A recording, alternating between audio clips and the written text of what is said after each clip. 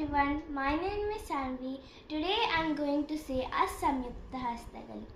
Patakas, Tripataka, Ardhapatakaha, Katarimukaha, Mayurakyo, Ardhachandrasya, Arala, Shukatundakaha, Mushtishya, Shikarakishya, Kapidda, Katakamukaha, Katakamukaha, Katakamukaha, Suchi, Chandrakala, Padmakosho, Sarpashirastata, Mrugashisha, Simhamuko, Kangurasya, Alapadmakaha, Chaturo, Brahmarascherva,